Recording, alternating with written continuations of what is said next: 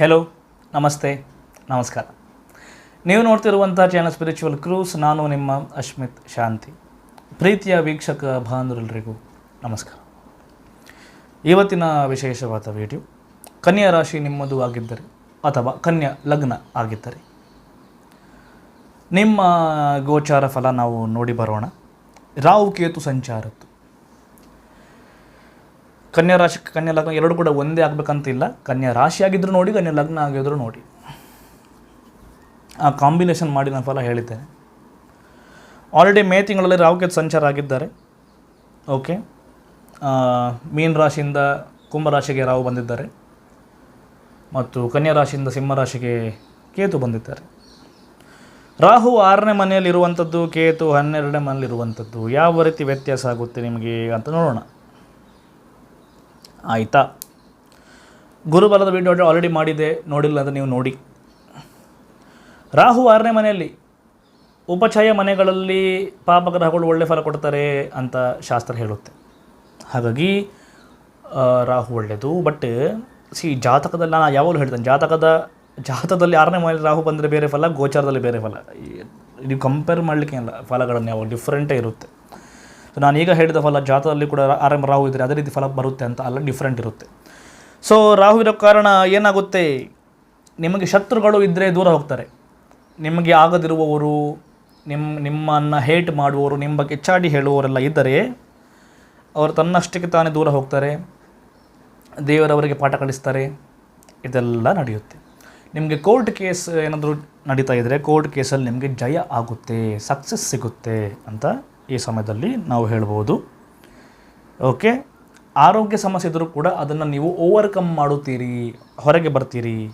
ಅಥವಾ ನಿಮ್ಗೆ ಏನಾದರೂ ಕಷ್ಟಗಳು ಇದ್ದರೂ ಕೂಡ ಕಷ್ಟಗಳಿಂದ ಕೂಡ ನೀವು ತುಂಬ ಧೈರ್ಯದಿಂದ ನೀವು ಮುಂದೆ ಬರ್ತೀರಿ, ಅದನ್ನು ಸಾಲ್ವ್ ಮಾಡ್ತೀರಿ ಅಂತ. ಅದು ಕೂಡ ಚೆನ್ನಾಗಿರುತ್ತೆ. ಮತ್ತು ಇನ್ನೊಂದು ಏನು ಕೇರ್ಫುಲ್ ವಹಿಸಬೇಕು ಅಂತಂದರೆ, ಸ್ವಲ್ಪ ಇಲ್ಲೀಗಲ್ ಗೇನ್ಸ್ ಕಡೆ ಕೂಡ ನೀವು ಹೋಗ್ಬೋದು. ಅಂದರೆ ನ್ಯಾಯ ಅಲ್ಲದ ಹಣ, ಓಕೆ, ಲಂಚ ಏನಾದರೂ ಎಕ್ಸೆಟ್ರಾ, ಲಂಚ ಏನಾದರೂ ಅಥವಾ ಆಟ ಆಡಿ ಹಣ ಮಾಡುವಂಥದ್ದು, ಇದೆಲ್ಲ ಚಾನ್ಸ್ ಇರುತ್ತೆ ನಡೆಯುವಂಥದ್ದು. ಓಕೆ, ಸೊ ಗಮನ ವಹಿಸಿ, ಎಚ್ಚರಿಕೆ ವಹಿಸಿ, ಆ ಥರದಕ್ಕೆ ಹೋಗಬೇಡಿ. ಓಕೆ, ಸ್ವಲ್ಪ ಸುಖ ಸಂತೋಷವನ್ನು ರಾಹು ಕೊಡ್ತಾರೆ ಈ ಸಮಯದಲ್ಲಿ ಅಂತ ಹೇಳ್ತಾರೆ. ಮತ್ತು ಮಕ್ಕಳ ಸಂಬಂಧಪಟ್ಟ ದುಃಖ ಇದ್ದರೆ ಈ ಸಮಯದಲ್ಲಿ ಆ ದುಃಖ ದೂರ ಆಗುತ್ತೆ. ಪ್ರೀತಿ ಪ್ರೇಮದಲ್ಲಿ ಮುಂಚೆ ಒಂದು ವೇಳೆ ಜಗಳ ಮನಸ್ತಾಪಗಳಿತ್ತು ಅಂತಂದರೆ ಅದು ಕೂಡ ಸಮಸ್ಯೆ ಬಗೆಹರಿಯುತ್ತೆ ಮತ್ತು ಮಕ್ಕಳ ಜೊತೆ ಅನುಕೂಲ ಇರುತ್ತೆ, ಮುಂಚೆ ಸಮಸ್ಯೆ ಇದ್ದರೆ. ಓಕೆ, ಆ್ಯಂಡ್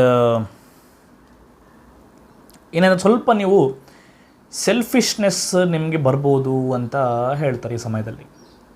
ಓಕೆ, ಅದೊಂದು ಮಾತ್ರ ಗಮನ ವಹಿಸಬೇಕು, ಬರಬಾರ್ದು. ನೆಕ್ಸ್ಟ್, ಕೇತು 12ನೇ ಮನೆಯಲ್ಲಿ ಬಹಳ ಒಳ್ಳೆಯದು. ಆಧ್ಯಾತ್ಮಿಕಕ್ಕೆ, ಸ್ಪಿರಿಚುವಲ್ ನೀವು ಇರ್ತೀರಿ, ಧ್ಯಾನ ಮಾಡ್ತೀರಿ, ದೇವರ ವಿಚಾರ ಕಲಿತೀರಿ, ಪುಣ್ಯಕ್ಷೇತ್ರಗಳ ದರ್ಶನ ಮಾಡ್ತೀರಿ ಅಂತಂದರೆ ಇದು ಬಹಳ ಉತ್ತಮ ಸಮಯ. ಆದರೆ ಸ್ವಲ್ಪ ಖರ್ಚು ಕೊಡ್ತಾರೆ ಅಂತ ಈ ಸಮಯದಲ್ಲಿ ಹೇಳ್ತಾರೆ ಕೇತು. ಎಕ್ಸ್ಪೆನ್ಸಸ್ ಕೊಡ್ತಾರೆ, ಅನಾವಶ್ಯಕ ಖರ್ಚು ಮಾಡ್ತಾರೆ, ಅಥವಾ ನೀವೇ ಯೋಚನೆ ಮಾಡದೆ ಖರ್ಚು ಮಾಡ್ತೀರಿ ಅಂತ, ಇರಲಿ ಅಂತ ಹಣವನ್ನು ಖರ್ಚು ಮಾಡ್ತೀರಿ, ಮತ್ತೆ ನಿಮ್ಗೆ ಆಗುತ್ತೆ, ನಾನು ಖರ್ಚು ಮಾಡಿಬಿಟ್ಟೆ ಸುಮ್ಮನೆ ಅಂತ, ಯಾಕೆ ನಾನು ಖರ್ಚು ಮಾಡಿದ್ದೆ ಅನ್ನುವಂಥ ರಿಗ್ರೆಟ್ ಬರುವಂಥದ್ದು. ಓಕೆ, ಸೊ ಅದೊಂದು ಗಮನ ವಹಿಸಿ ನಿಮಗೆ ನೋಡದೆ ಖರ್ಚು ಮಾಡಬೇಡಿ. ಒಂದು ಖರ್ಚು ಮಾಡೋ ಮುಂಚೆ ಒಂದು 10 ಬಾರಿ ಯೋಚನೆ ಮಾಡಿ ನೀವು. ಆದರೆ ಏನು ಹೇಳ್ತಾರೆ ಅಂದರೆ, ಈಗ ಇಲ್ಲಿ ಸೂರ್ಯ ಮನೆಯಲ್ಲಿ ಕೇತಿರುವ ಕಾರಣ ನಿಮಗೆ ಇನ್ ಕೇಸ್ ಯಾವುದೇ ಸಮಸ್ಯೆ ಬಂದರೂ ಕೂಡ, ಎಷ್ಟೇ ತೊಂದರೆ ಬಂದರೂ ಕೂಡ ರಾಹು ಕೇತು ಅಥವಾ ಗೋಚಾರದಿಂದ ಕೊನೆಗೆ ಅದು ಸರಿಯಾಗುತ್ತೆ ಅಂತ. ಲೇಟರ್ ಸ್ಟೇಜ್ ಸಮಸ್ಯೆ ಬಂದು ಸ್ವಲ್ಪ ನಿಮಗೆ ಸಮಸ್ಯೆ ಆದ ಮೇಲೆ ಮತ್ತೆ ಅದು ರಿಕವರ್ ಆಗುತ್ತೆ, ಮತ್ತೆ ನಿಮಗೆ ಒಳ್ಳೆಯದಾಗುತ್ತೆ. ಸೊ ತೀವ್ರವಾಗಿ ಸಮಸ್ಯೆ ಆಗುತ್ತೆ. ಒಂದು ವೇಳೆ ಸಮಸ್ಯೆ ನಿಮಗೆ ಆದರೂ ಕೂಡ ಈ ಸಮಯದಲ್ಲಿ ಆ ಸಮಸ್ಯೆಯಿಂದ ನೀವು ಹೊರಗೆ ಬರ್ತೀರಿ. In the end everything will be good ಅಂತ ಗೋಚಾರ ಹೇಳುತ್ತೆ. ಓಕೆ, ಇದು ಇಷ್ಟು ಜನರಲ್ ಫಲ, ಗೋಚಾರ ಫಲ, ಜಾತಕ ಫಲ ಅಲ್ಲ. ಜಾತಕ ಪರಿಶೀಲನೆ ಬೇಕಾದರೆ ಇದೇ ಬರುವಂಥ ವಾಟ್ಸಪ್ ಮಾಡಿ ಅಥವಾ ಇಮೇಲ್ ಮಾಡಿಬಿಡಿ. ಸಂಪೂರ್ಣವಾಗಿ ಜಾತಕ ಪರಿಶೀಲನೆ ಮಾಡಿ ಎಲ್ಲ ವಿಚಾರ ತಿಳಿಸ್ಬೋದು. ವಿಡಿಯೋ ಇಷ್ಟ ಆಗಿದ್ದಲ್ಲಿ ಲೈಕ್ ಮಾಡಿ, ಶೇರ್ ಮಾಡಿ, ಸಬ್ಸ್ಕ್ರೈಬ್ ಮಾಡಿ, ಪಕ್ಕದಲ್ಲಿ ಬೆಲ್ ಬಟನ್ ಬರುತ್ತೆ, ಬೆಲ್ ಬಟನ್ ಕ್ಲಿಕ್ ಮಾಡಿ ಹಾಗೂ ಆಲ್ ಅಂತ ಮಾಡ್ಕೊಂಬಿಡಿ. ನಾನು ಇನ್ನು ಮುಂದೆ ಮಾಡುವಂಥ ವಿಶೇಷ ವೀಡಿಯೋಗಳನ್ನ ಮೊದಲೇ ಬಂದು ಸೇರುತ್ತೆ, ಆದಷ್ಟು ಎಲ್ರಿಗೂ ಶೇರ್ ಮಾಡಿಬಿಡಿ. ಎಲ್ಲರಿಗೂ ವಿಚಾರವನ್ನು ತಿಳಿಸಿ ಇನ್ನಷ್ಟು ವಿಶೇಷವಾದ ಮಾಹಿತಿಯೊಂದಿಗೆ ಮತ್ತೆ ಪುನಃ ಬಂದು ನಿಮ್ಮನ್ನು ನಾನು ಭೇಟಿ ಮಾಡುತ್ತೇನೆ. ಅಲ್ಲಿವರೆಗೆ ನಿಮ್ಮೆಲ್ಲರಿಗೂ ನನ್ನ ನಮಸ್ಕಾರ. ಲೋಕ ಸಮಸ್ತ ಸುಖಿನೋ ಭವಂತು. ಜೈ ಭದ್ರಕಾಳಿ.